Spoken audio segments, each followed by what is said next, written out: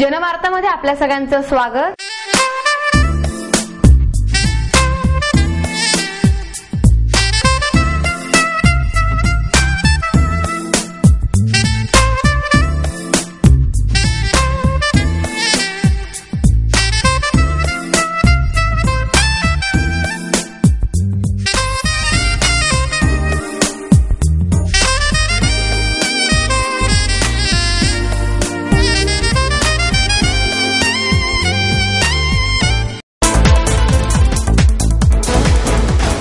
काँग्रेस आणि राष्ट्रवादीने पुणेकरांची घोर निराशा केल्यामुळे त्यांच्यात मतदानाबाबत उदासीनता निर्माण झाली आहे, असे प्रतिपादन शिवसेनेचे नेते आणि खासदार मनोहर जोशी यांनी केले।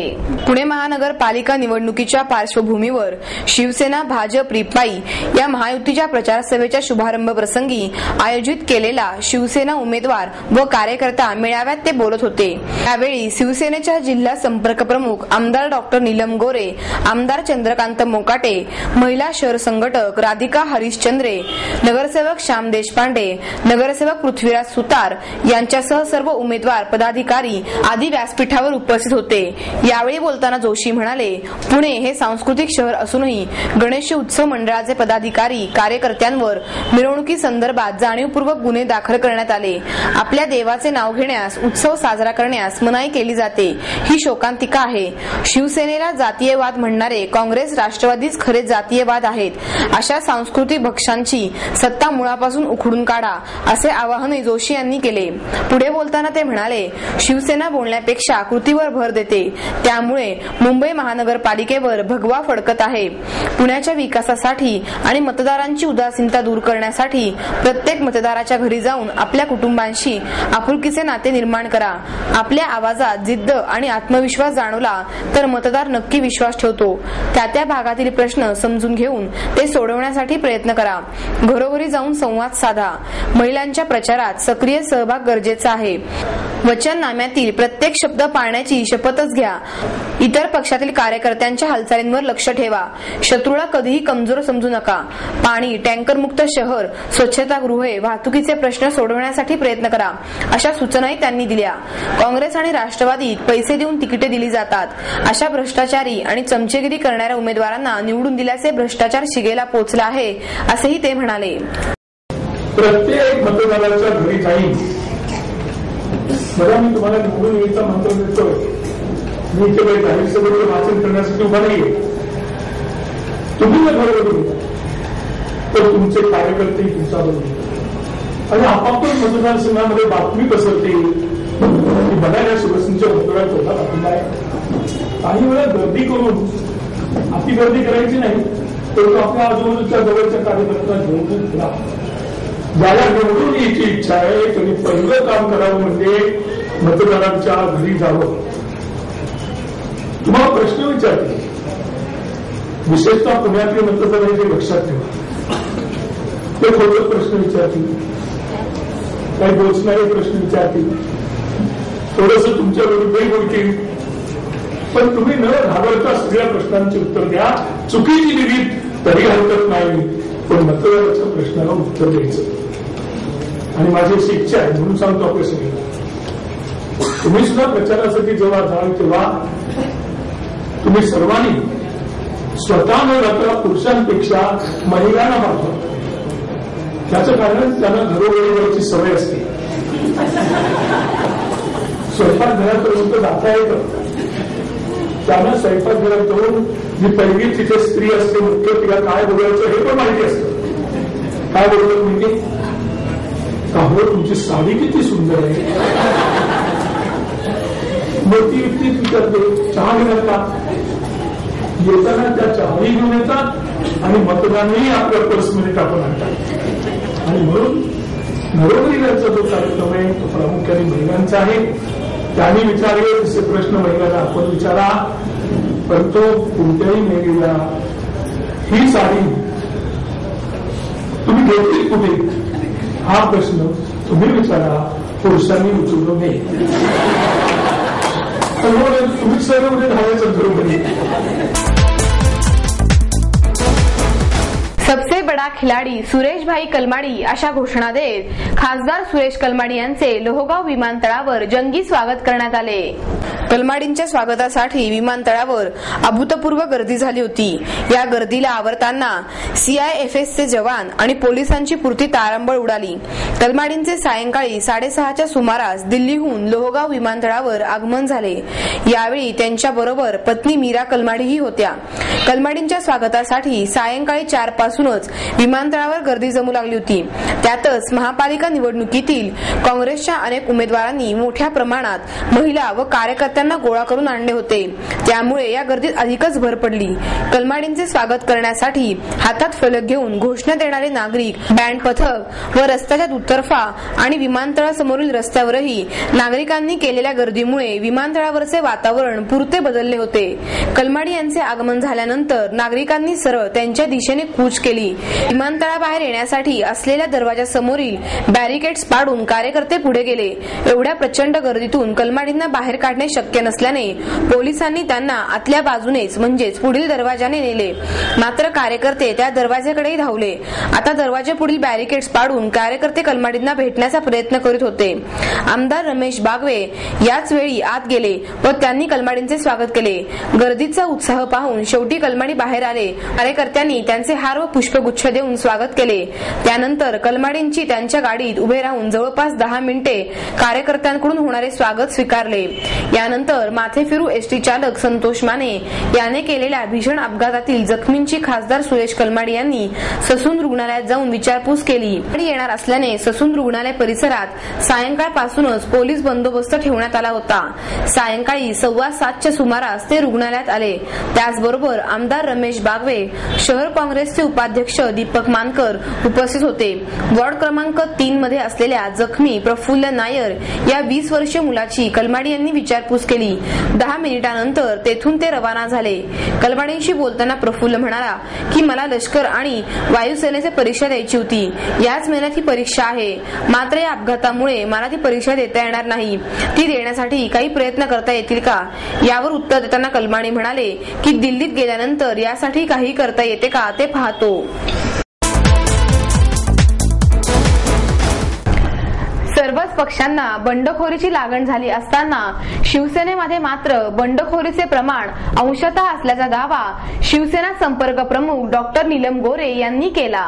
पुणे महापालिका निवडणुकांसाठी सर्वच पक्षांमध्ये उमेदवारांची बंडाळी माजली असताना शिवसेनेमध्ये मात्र हाताच्या बोटावर मोजता येण्या इतकीच बंडखोरी झाली असून सुमारे 80% बंडखोरी रोखण्यात शिवसेनेला यश मिळाले आहे।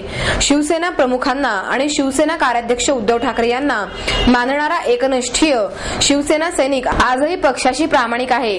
त्यामुळेच बंडखोरीचे प्रमाण शिवसेनेत कमी असल्याचे नीलम गोरे यांनी स्पष्ट केले।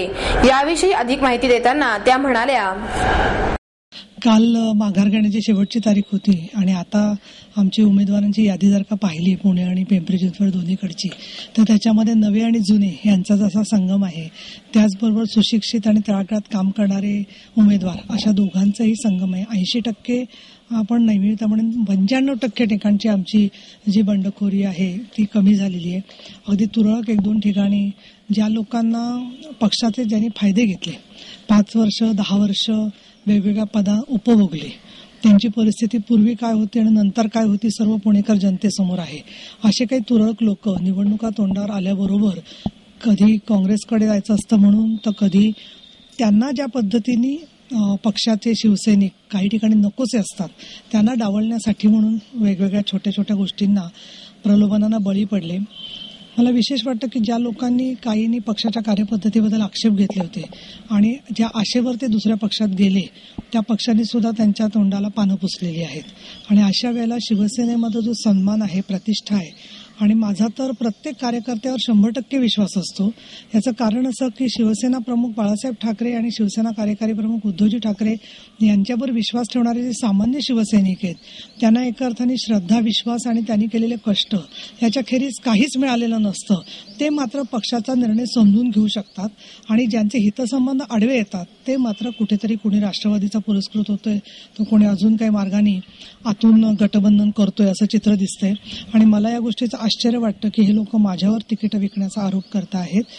जे काही निरीक्षक आले होते मुंबईहून, आमचे 2 जण, आमचे शिवसेनेचे ज्येष्ठ नेते दत्ताजी नलावडे आणि लीलाधरजी डाके, त्यांना मी निमंत्रित केलं होतं. उद्धव साहेबांनी त्यांची नावं सुचवल्यावर ते इथे मुलाखतींसाठी आले होते आणि त्यानुसार नावं जी आहेत ती संपूर्णपणाने निश्चित झालेली आहेत.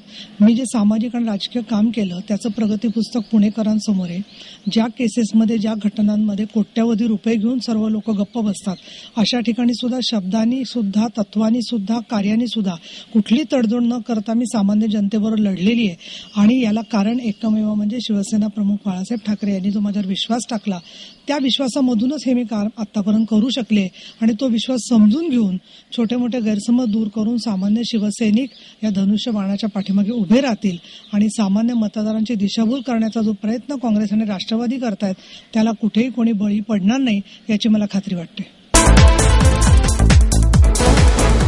महापालिका निवडणुकीत राष्ट्रवादी काँग्रेसला पूर्ण बहुमत देऊन काम करण्याची संधी द्या आणि त्यानंतर आमच्या कामाचे मूल्यमापन करा, असे आवाहन केंद्रीय कृषी मंत्री शरद पवार यांनी केले. पवार यांनी पत्रकार परिषदेत पुणेकरांना आवाहन करीत वेगवेगळ्या प्रश्नावर आपली मते व्यक्त केली. ते म्हणाले, राज्यातील 12 जिल्हा परिषदांच्या निवडणुकीत राष्ट्रवादी काँग्रेस स्वबळावर लढत आहेत, तर 10 जिल्हा परिषदांमध्ये काही ठिकाणी काँग्रेस तर काही ठिकाणी भरीप बहुजन महासंघांशी आघाडी करून लढवली जात आहे. शहरामध्ये गेल्या काही वर्षात परिस्थिती बदलत आहे. नवी आव्हाने पुढे येत आहेत. वाहतूक, आरोग्य अशा वेगवेगळ्या सुविधांमध्ये गुणात्मक बदल होत आहेत. नागरी सुविधांप्रमाणे समाजातील वेगवेगळ्या घटकांसाठीच्या सुविधांचाही राष्ट्रवादीने आपल्या जाहीरनाम्यात विचार केला आहे. पूर्ण बहुमत देऊन शहरासाठी प्रभावी काम करण्याची संधी राष्ट्रवादी काँग्रेसला द्या, त्यानंतरच आमच्या कामाचे मूल्यमापन करावे, असे आवाहन त्यांनी केले. ते म्हणाले, महाराष्ट्रातील चित्र बदलत आहे. नागरीकरण वेगाने वाढत आहे. त्याला अनेक कंगोरे आहेत. महाराष्ट्रातील शहरे कॉस्मोपॉलिटिन होत आहेत. ज्या गतीने शहरे वाढत आहेत ते पाहता आगामी 50-100 वर्षाचा विचार करून पावले टाकली गेली नाहीत तर मोठ्या समस्यांना सामोरे जावे लागेल. राष्ट्रवादीच्या समस्यांना, नागरीकरणाचे प्रश्न सोडवण्यासाठी जगाची नीती काय आहे हे समजण्यासाठी कार्यशाळा घेण्यात येईल. ज्या ठिकाणी मेट्रो झाली आहे त्या ठिकाणचे अनुभव पाहता पुण्यामध्ये भुयारी मेट्रो करण्याची आवश्यकता असल्याचेही पवार यांनी स्पष्ट केले. पुणे महापालिकेत राष्ट्रवादीला पूर्ण बहुमत मिळाल्यानंतर 3 महिन्यात शहराचे पुढील प्राधान्याचे प्रश्न ठरविण्यात येतील, असेही त्यांनी सांगितले. गेले 10-15 वर्षात मी कधी प्रचारासाठी गेलो आणि तसं म्हणलं तर नगरपालिका, महानगरपालिकेला सुद्धा गेलो नाही. पण गेल्या वर्षी गेल्या वेळेला पुण्यामध्ये एक सभा घेतली. त्याची नोंद तुम्ही लोकांनी अजून घेतलेली दिसते, कारण मधनं काहीतरी वाचायला मिळतं. यावेळेस सुद्धा महानगरपालिकेच्या निवडणुकीमध्ये मी काही फारसं कुठं जाणार नाही. राष्ट्रवादी काँग्रेस पक्ष आणि आमची जी प्रत्येक जिल्ह्यामधल्या नेतृत्वाची फळी आहे तिच्या कर्तव्यावर आम्हा सगळ्यांचा विश्वास आहे आणि त्यामुळं आपापल्या परिसरातल्या जबाबदाऱ्या त्या समर्थपणाने सांभाळतील याची खात्री आम्हाला पण आहे. आमचा प्रयत्न हा आणि आग्रह हा नागरिकांच्याकडं की आम्हाला पूर्ण काम करायला स्वतःच्या शक्तीवर तुम्ही संधी द्या. जसं पिंपरी चिंचवडमध्ये दिली आणि पिंपरी चिंचवडच्या परिसरामध्ये अनेक महत्त्वाचे प्रश्न सोडवण्याच्यासाठी गेल्या कालखंडामध्ये राष्ट्रवादी काँग्रेस पक्षाचे जे नगरसेवक असतील त्यांनी प्रयत्न केले आणि त्याच्याबद्दलचं एक प्रकारचं समाधान लोकांच्याच आहे. आजच आता अंकुशरावांनी सांगितलं की ती प्रक्रिया तिथली सुरू झाली आहे. त्याच्यामध्ये 2 आमचे लोक अविरोध निर्वाचित झालेत अशी माहिती त्यांनी दिली. त्यामुळे it's a good beginning Pimpri चिंचवडमधनं.